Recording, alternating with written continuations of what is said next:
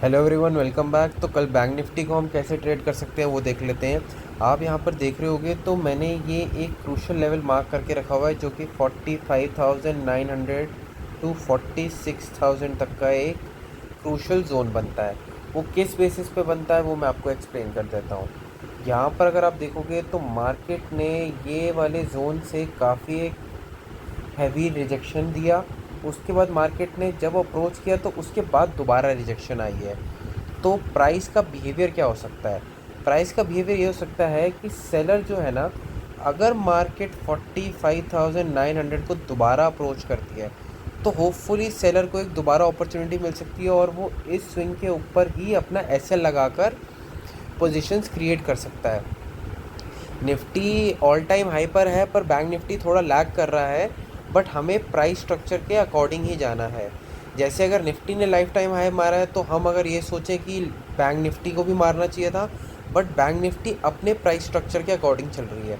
अगर आप यहाँ पर देखोगे तो ये एक रिजेक्शन पॉइंट था, यहाँ पर ब्रेकआउट आया, बैंक निफ्टी ने सस्टेन किया, उसके बाद ऊपर मूव आया है। और यहाँ पर भी सेकंड जो रेजिस्टेंस पॉइंट था, ये वाला जो रेजिस्टेंस पॉइंट था, अगर यहाँ पर ब्रेकआउट आया है तो यहाँ पर प्राइस ने इसके ऊपर सस्टेन किया है। अगर प्राइस इसके ऊपर सस्टेन करके नहीं रहता तो हम प्रोबेबिलिटी ये हो सकती थी कि बैंक निफ्टी यहाँ पर ये जो सपोर्ट लेवल बना है यहाँ पर सस्टेन करके ऊपर गया है तो यहाँ पे वापस आ सकता था। तो अब हमारे लिए प्रोबेबिलिटी क्या होएगी बैंक निफ्टी की? अगर आप देख रहे हो तो ये एक ट्रेंड लाइन आ रही थी जहाँ पर बैंक निफ्टी ने काफ़ी टाइम स्पेंड किया और ये ब्रेकआउट आया। अगर फ्लैट ओपन होके फॉलो थ्रू मिलता है तो हम लगभग 70 पॉइंट्स का एसएल लेकर इसके अंदर का, क्योंकि बेसिकली अगर इसके अंदर क्लोजिंग हो जाती है ट्रेंड लाइन के अंदर तो ये फेक ब्रेकआउट हो सकता है। तो हमारे को जो टारगेट एक्सपेक्टेशन मिल सकती है वो मिल सकती है 45,920 और 46,045। ये दो टारगेट्स हमें मिल सकते हैं। इससे ज़्यादा मैं एक्सपेक्ट नहीं कर रहा हूँ क्योंकि यहाँ पर एक बहुत बड़ा क्रूशल जोन है। अगर आप यहाँ पर देखोगे तो बहुत बड़ा क्रूशल जोन कैसे है, दोबारा एक्सप्लेन कर रहा हूँ।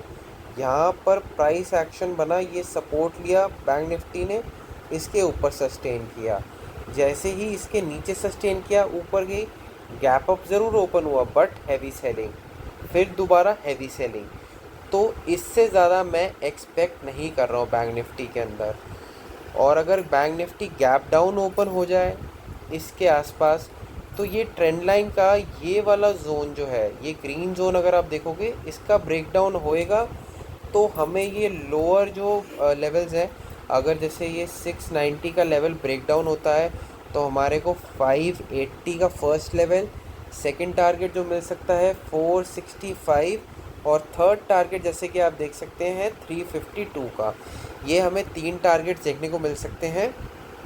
बट अगर बैंक निफ्टी गैप अप ही ओपन हो जाए इसके आसपास तो प्राइस को हॉल्ट करना चाहिए। हॉल्ट करके, जैसे यहाँ पर हॉल्ट करा था प्राइस, तो बेसिकली हॉल्ट करके या तो डाउन ब्रेकआउट आएगा और अपसाइड अगर ब्रेकआउट आएगा तो क्वांटिटी हमें कम रखनी है। क्वांटिटी कम इसलिए क्योंकि वो एक मेजर रेजिस्टेंस जोन है। ठीक है, डाउन साइड हम ले सकते हैं पोजीशंस क्योंकि वो एक की लेवल है, तो हमारा छोटा सा एसएल होगा। और क्वांटिटी हम जैसे अगर सपोज़ अगर आप अपसाइड 15 लेंगे तो इसमें आप 30 ले सकते हैं, और अगर अपसाइड अगर 30 ले रहे हैं तो इसमें 45 एक आधा लॉट एक्स्ट्रा आप कर सकते हैं। मतलब कि अगर इसके अंदर अगर आपको मैं रेशियो को डिवाइड करके बताऊं, अगर इसमें आप 1 क्वांटिटी ले रहे हैं तो आप इसके अंदर 1.5 ले सकते हैं डाउन साइड के लिए इस क्रूशल जोन पे। ठीक है, तो बस आज के लिए इतना ही। Please do like share and subscribe. Thank you.